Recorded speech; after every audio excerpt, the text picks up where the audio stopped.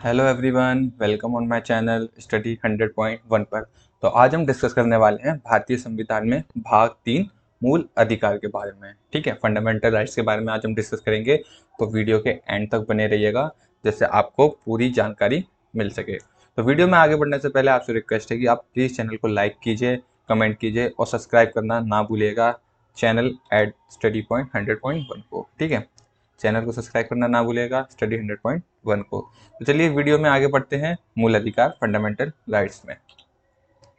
तो मूल अधिकार को अमेरिका के संविधान से लिया गया है। ठीक है, अमेरिका के संविधान से इसको लिया गया था। किसे लिया गया था? मूल अधिकार को। मूल अधिकार को मैग्ना कार्टा कहा जाता है। ठीक है, मूल अधिकार को मैग्ना कार्टा कहा जाता है। यह मैग्ना कार्टा वर्ड कहाँ से लिया गया था? इंग्लैंड से लिया गया था। मूल अधिकार यानी मूल संविधान में इसके 7 भाग थे।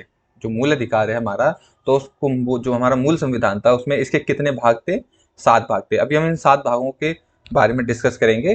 ठीक है, जिनमें से हम सिर्फ 6 ही भागों का डिस्कस करेंगे क्योंकि एक भाग अभी इसमें से बताऊंगा जो कि निकल चुका है। ठीक है, तो ये क्या कहता है? मूल संविधान में इसके 7 भाग थे जिसमें से संपत्ति के अधिकार को निकालकर 44वें संविधान संशोधन 1978 के द्वारा अनुच्छेद 301 के तहत कानूनी अधिकार बनाया गया है।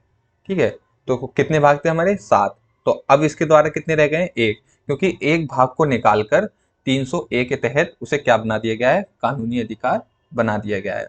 तो मूल अधिकार में कितने भाग थे? मूल संविधान में हमारे 7 भाग थे, लेकिन वर्तमान संविधान में कितने हैं?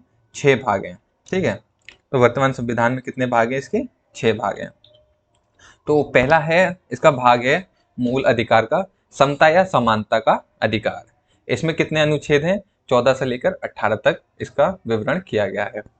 दूसरा है स्वतंत्रता का अधिकार। इसमें 19 से लेकर 22 अनुच्छेद तक डिस्कस किया गया है। तीसरा है शोषण के विरुद्ध अधिकार। इसमें 23 से लेकर 24 अनुच्छेद तक डिस्कस किया गया है। अगला है चौथा धार्मिक स्वतंत्रता का अधिकार। इसमें 25 से लेकर 28 तक इसका विवरण किया गया है। पांचवा है सांस्कृतिक एवं शिक्षा का अधिकार। इसमें 29 से लेकर 30 तक इसका विवरण किया गया है।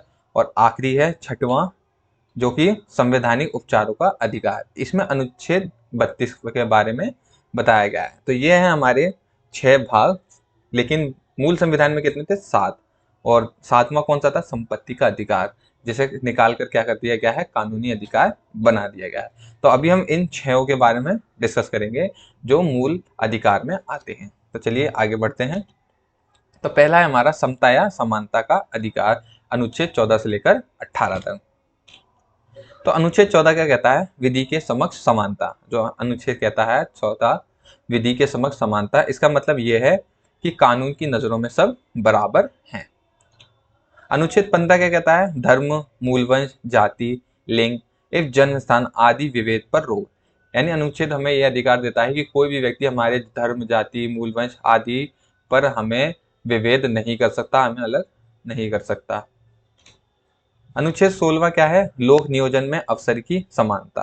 क्या है लोक नियोजन में अवसर की समानता? इसका मतलब यह है कि सरकारी नौकरियों में एक समान होना, यानी सभी को अवसर मिलना।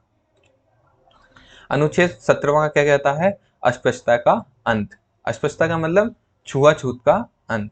तो ये मोस्ट इंपॉर्टेंट है, पूछा जाता है कई बार कि अनुच्छेद 17 क्या है या अस्पृश्यता का अंत किस अनुच्छेद के द्वारा बोला गया है। तो आप याद रखिएगा अनुच्छेद 17 क्या है?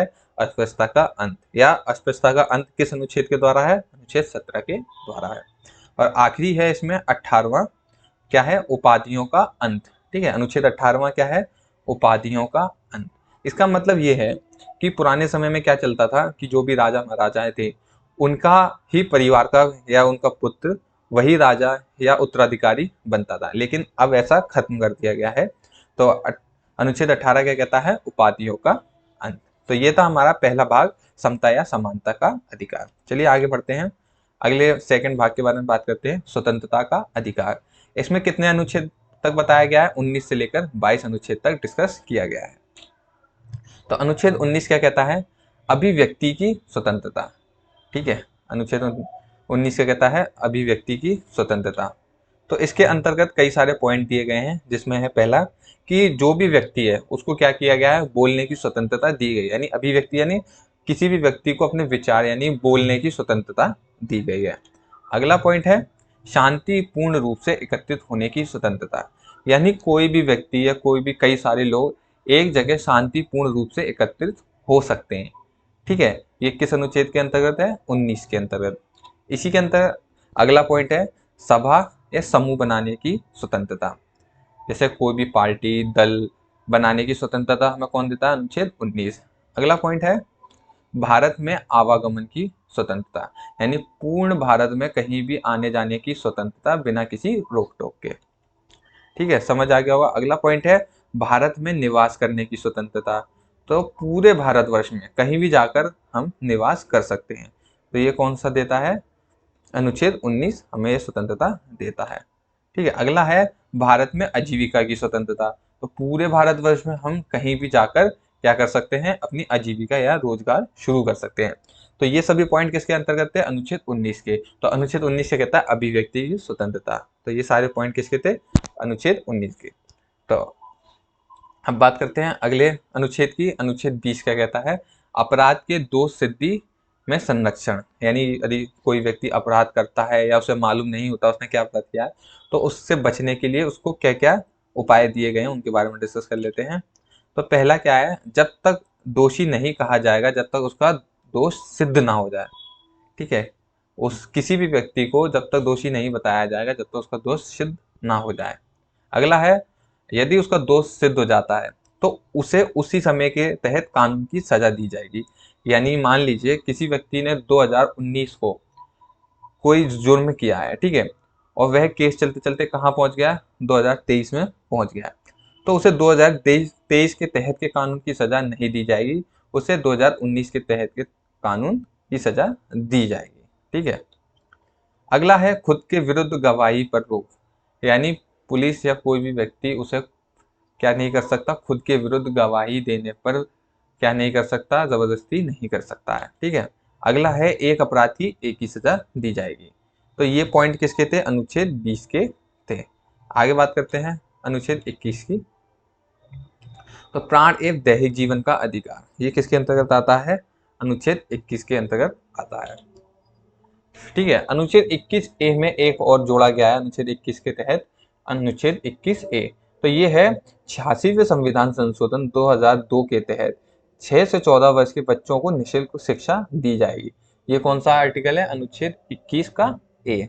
ठीक है, 86वें संविधान संशोधन 2002 के तहत 6 से 14 वर्षों के बच्चों के लिए निःशुल्क शिक्षा। अनुच्छेद 22 क्या कहता है? गिरफ्तारी के संरक्षण में क्या है? हमें स्वतंत्रता दी गई है।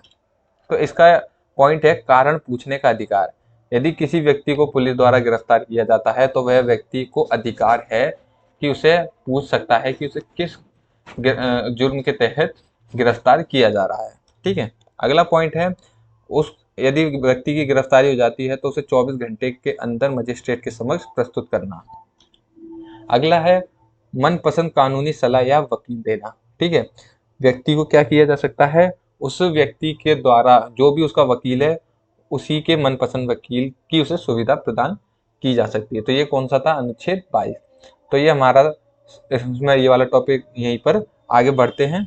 शोषण के विरुद्ध अधिकार। ठीक है, इसमें कितने तक है? 23 से लेकर 24 अनुच्छेद तक बताया गया है। तो अनुच्छेद 23 का कहता है मानव व्यापार पर रोक, बालाश्रम और बंधुआ मजदूरी पर रोक। यानी अनुच्छेद 23 का कहता है मानव व्यापार नहीं किया जा सकता, यानी मानव का व्यापार नहीं किया जा सकता। बालाश्रम यानी बच्चों द्वारा उन्हें क्या नहीं किया जा सकता? श्रम नहीं करवाया जा सकता। और बंधुआ मजदूरी नहीं करवाई जा सकती, यानी बंधुआ मजदूरी यानी किसी भी व्यक्ति को कैद कर कर उनसे मजदूरी नहीं करवाई जा सकती। अनुच्छेद 24 क्या कहता है? 14 वर्ष से कम उम्र के बच्चों से श्रम पर रोक, यानी अगर किसी भी व्यक्ति की 14 वर्ष है किसी बच्चे की तो उसको क्या श्रम नहीं करवाया जा सकता। अगर कोई व्यक्ति ऐसा करता है तो उस पर कानूनी कार्रवाई की जा सकती। तो ये था शोषण के विरुद्ध अधिकार, अनुच्छेद 23 से लेकर 24। अगला है धार्मिक स्वतंत्रता का अधिकार।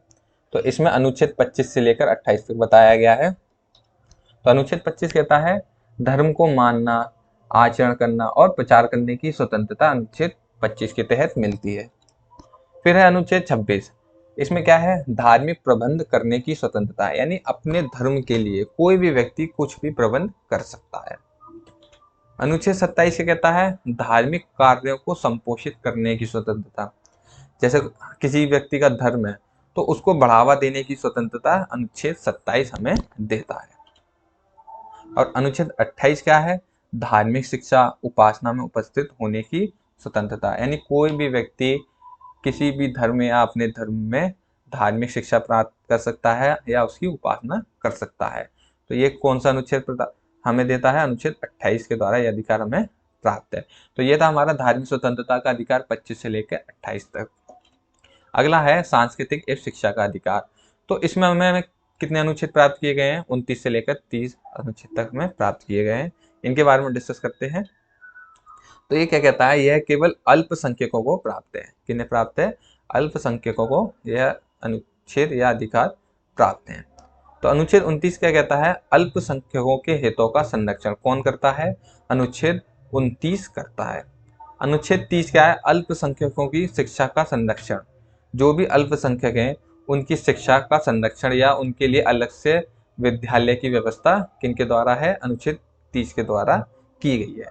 तो ये था हमारा सांस्कृतिक शिक्षा का अधिकार 29 से लेकर 30 तक। अगला है संवैधानिक उपचारों का अधिकार। याद रखिएगा ये मोस्ट इंपॉर्टेंट है मूल अधिकार का, ठीक है, मूल अधिकार का ये मोस्ट इंपॉर्टेंट है। तो अनुच्छेद 32 क्या कहता है, मौलिक अधिकारों का किसी भी प्रकार से हनन होने पर हाई कोर्ट या सुप्रीम कोर्ट में डायरेक्ट याचिका दर्ज की जा सकती है। ठीक है, अनुच्छेद 32 हमें क्या प्रावधान करता है, मौलिक अधिकारों का किसी भी प्रकार से हनन होने पर हाई कोर्ट या सुप्रीम कोर्ट में डायरेक्ट याचिका दर्ज की जा सकती है। इसलिए यह मूल अधिकार का मोस्ट इंपॉर्टेंट पार्ट है। ठीक है, तो डॉक्टर भीमराव अंबेडकर, ठीक है, डॉक्टर भीमराव अंबेडकर जी थे, उन्होंने संवैधानिक उपचारों के अधिकार को, ठीक है, क्या कहा है, संविधान की आत्मा कहा है। किस लिए कहा है, क्योंकि यदि किसी भी मौलिक अधिकार का हनन होता है तो डायरेक्ट हाई कोर्ट या सुप्रीम कोर्ट में याचिका दर्ज की जा सकती है। इसलिए डॉक्टर भीमराव अंबेडकर जी ने संवैधानिक उपचारों के अधिकार को संविधान की आत्मा कहा है। तो आपको समझ आ गया होगा मूल अधिकार। ठीक है, होप आपको काफ़ी अच्छे से समझ आया होगा। तो प्लीज़ चैनल को लाइक कीजिएगा, कमेंट कीजिएगा और सब्सक्राइब करना ना भूलिएगा। और आपसे रिक्वेस्ट है कि वीडियो को शेयर जरूर करिएगा। तो आज की वीडियो में बस इतना ही।